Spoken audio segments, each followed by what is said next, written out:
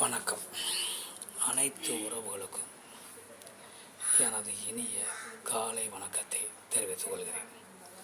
உங்களிடத்தில் ஒரு சிறு ஜோதிட குறிப்பை பகிர்ந்து கொள்ள வருகிறேன்.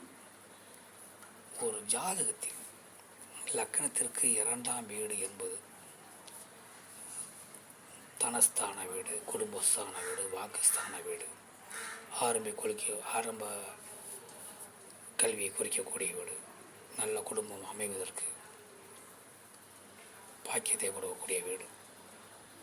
அந்த தனஸ்தான வீட்டில் லக்கணத்திற்கு 2ஆம் வீட்டில் வக்கர கிரகங்கள், சாயா கிரகங்கள், நிழல் கிரகங்கள், பாம்பு கிரகங்கள் என்று சொல்லக்கூடிய அசுப கிரகங்கள் என்று சொல்லக்கூடிய ராகு பகவானோ அல்லது கேது பகவானோ இருந்தால் அந்த ஜாதகர்கள் தங்களுடைய கையில் இருக்கும் காசை தாங்களே செலவு செய்யாமல் குடும்பத்தில் அடுத்தவர்களிடம் அந்த காசு வரவு செலவை ஒப்படைத்து அவர்களை செலவு செய்து குடும்பத்தை வழிநடத்த செய்ய வேண்டும்.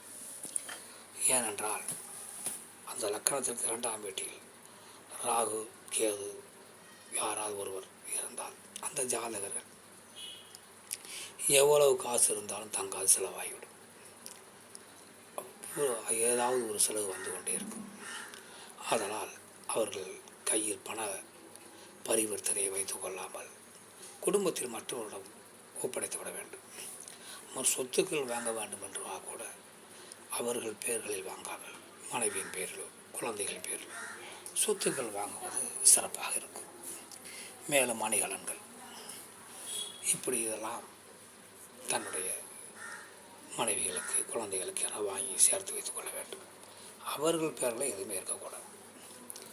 அப்படி இருந்தால் எவ்வளவு வந்தாலும் செலவாகும். இப்படி அமைப்பு உங்களுக்கு இருந்தால் நீங்கள் வாழ்வில் மாற்றத்தை ஏற்படுத்திக் கொள்ளுங்கள்.